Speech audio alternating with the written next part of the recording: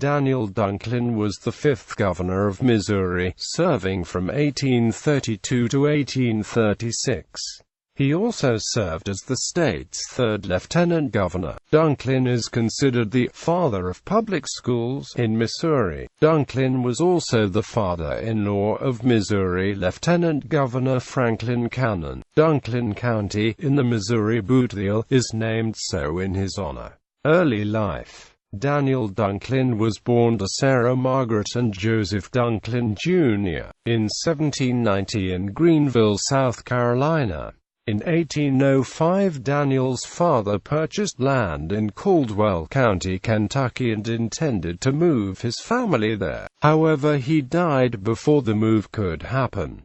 Dunklin's older brother and mother were successful in moving the family the next year. The teenage Dunklin worked unsuccessfully at farming while he also studied the writings of William Blackstone and others in hopes of a career as a lawyer. In late 1810, Daniel Dunklin and his mother left Kentucky and moved to Louisiana Territory, living first in St. Genevieve, then in 1811 settling in the area around present-day Potosi on a parcel of ground he received through a Spanish land grant. During the War of 1812, Dunklin served with the Missouri militia, seeing battle in several actions in Missouri and Illinois. Following the war, Daniel Dunklin traveled back to Kentucky for a short time so that he might marry his childhood sweetheart, Emily Willis Pamela Haley, on May 2, 1815. Soon after, the couple returned to the Potosi area where Dunklin engaged in mining activities as well as built and ran a tavern. By this time, Dunklin had also fulfilled an earlier dream and was a practicing frontier lawyer in Potosi and elsewhere in the region.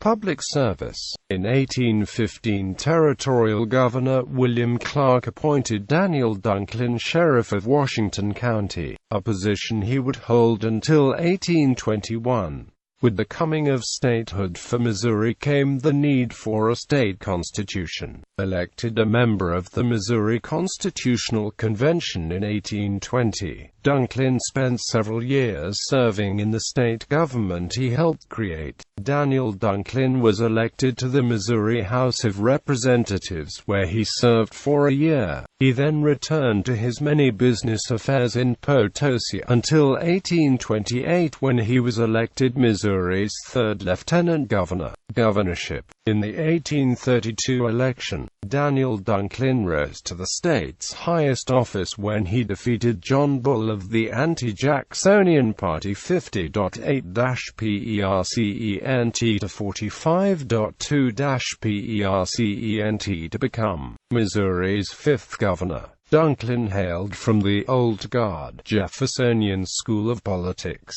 As such, he opposed the Second Bank of the United States, supported internal improvements at the state level, and opposed high tariffs on states' rights grounds. Like Missouri Senator Thomas Hart Benton and other Jacksonian Democrats, Dunklin favored hard money currency. As governor, he also controlled a network of political patronage at the state capitol in Jefferson City. Under the patronage system, newspaper editors and other men of middling means could pledge their loyalty to the party by writing favorable editorials, endorsing candidates, organizing political meetings, and galvanizing voters. Governors and other party leaders could then reward editors by hiring them to run postal routes, providing them with subscribers, or by doling out lucrative printing contracts. Calvin Gunn and John Steele were two editors that received contracts from Dunklin for printing legislative debates at the state capitol. In 1833, one of Dunklin's earliest acts as governor was to appoint a commission on education. This three-member body would determine the needs of the state and draw up a plan for public education facilities.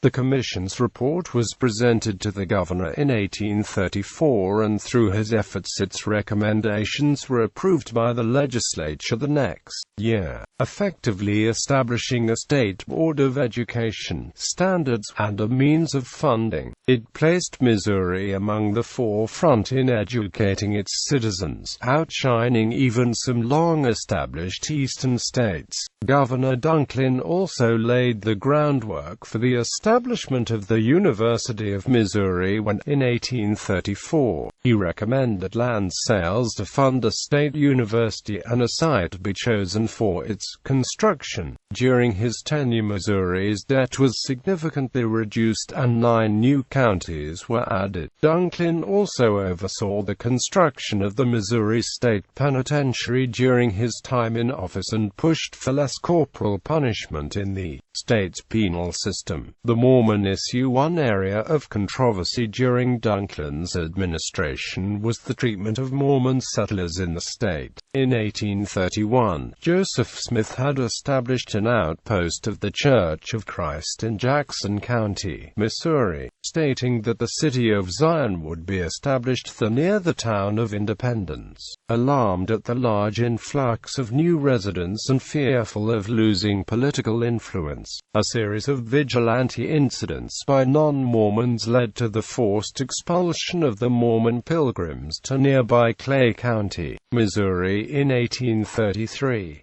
Smith petitioned Governor Dunklin for assistance in the matter. However, Dunklin suggested that the Mormons seek redress to their issues in the court system, stating in an October 1833 letter, "Make a trial of the efficacy of the laws. The judge of your circuit is a conservator of the peace. If an affidavit is made before him by any of you that your lives are threatened and you believe them in danger, it would be his duty to have the offenders apprehended and bind them to keep peace." The Mormon issue would continue to be a problem in Missouri politics for Dunklin's successor, Lilburn Boggs, until Boggs issued Missouri Executive Order 44, the so-called Extermination Order. Governor Daniel Dunklin resigned his position 3 months early in the summer of 1836.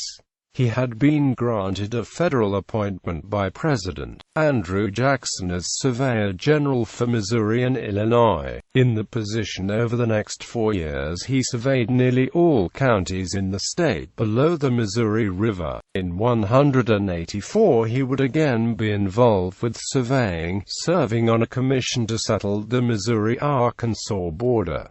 Later life. Other than the aforementioned Arkansas Border Commission, Daniel Dunklin turned the remaining years of his life to his business and family matters. In 1840, Dunklin sold off all his property and business concerns in the Potosi area and moved to farmland near Herculaneum, Missouri. Enjoying the life of a wealthy gentleman farmer, Dunklin was caught out in the open during a severe storm. Soaked to the bone, he developed pneumonia and died shortly after on August 25, 1844. Governor Dunklin was buried in a field near his home. However, his children were not as successful in business and were forced to sell the estate. A small section was reserved as a family cemetery, and the bodies of the late governor and his wife were exhumed and reburied there. Today the cemetery is maintained as the Gov. Daniel Dunklin's grave state historic site.